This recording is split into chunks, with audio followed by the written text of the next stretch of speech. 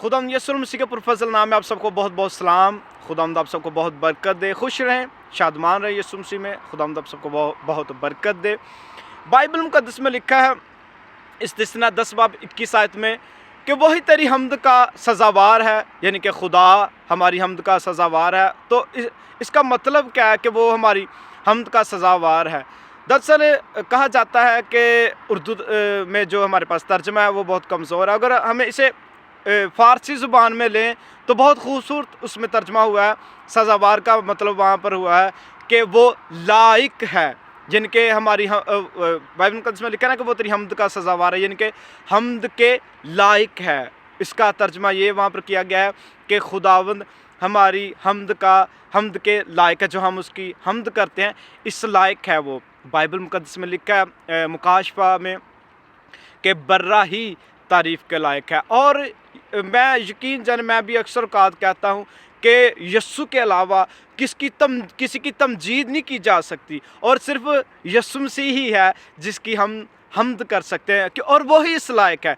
अगर आज हम किसी इंसान को इज़्ज़त दें ना, तो बाद में जब हमारी उनसे बनती नहीं तो हम उनसे कहते हैं कि तू इज़्ज़त के लायक है ही नहीं। और मैं आपको बताऊं, शायद इंसान इज़्ज़त के लायक ना हो, शायद क्या, बल्कि मैं आपको सिर्फ़ एक ही शख्सियत के बारे में बताता हूँ कि जो इस लायक है कि उसकी इज़्ज़त की जाए, और वो सिर्फ़ यीशु मसीह है। बाइबल मुक़द्दस में लिखा है कि इज़्ज़त, बुज़ुर्गी, इज़्ज़त, अज़मत, हशमत, बुज़ुर्गी बर्रे के नाम को, इनके यीशु मसीह के नाम को मिले, और वही तमजीद बुज़ुर्गी के लायक। और उसकी इज़्ज़त करेंगे तो इंसान को तो कह देते हैं कि तुझे रास नहीं, लेकिन यीशु मसीह इस लायक है कि हम उसकी हमद करें। और खूबसूरत बात है, बाइबल मुक़द्दस में लिखा है वो इस लायक है, और वो फजल भी करता है, और वो भी इज़्ज़त करता है, हम भी उसकी इज़्ज़त करते हैं। मैं बाइबल मुक़द्दस में से आपको एक छोटा सा हवाला देता हूँ कि आसमानों का खुदा भी इज़्ज़त करता है इंसानों की।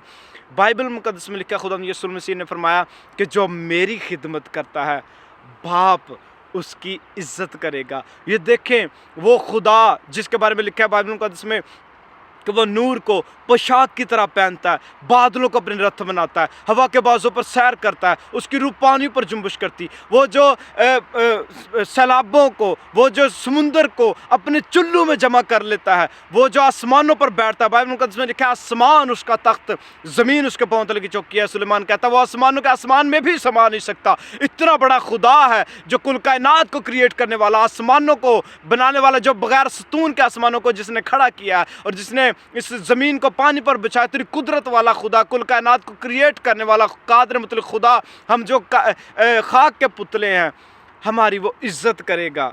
इतना बड़ा खुदा हम खाकसारों की इज़्ज़त करेगा, बशर्त ये कि हम यीशु मसीह की खिदमत करें। हर तौर तरीके से आप खिदमत कर सकते हैं, कलाम सुना कर, प्रस्तुत, जैसे भी हम खुदा की खिदमत कर सकते हैं। तो मैं आपको कहना चाहता हूँ कि यीशु मसीह की खिदमत करने से बाप इज़्ज़त करता है इंसानों की, उन लोगों की जो यीशु मसीह की खिदमत करते हैं। ये बात भी, और क्योंकि वो इस लायक है कि उसकी हमद की जाए, उसकी हमद भी करें क्योंकि वो इस लायक है, और उसकी खिदमत भी करें क्योंकि वो खिदमत के भी लायक है, इज़्ज़त के भी लायक है, तारीफ़ के भी लायक है, खिदमत के भी लायक है, तमजीद के भी लायक है, बुज़ुर्गी के भी लायक है।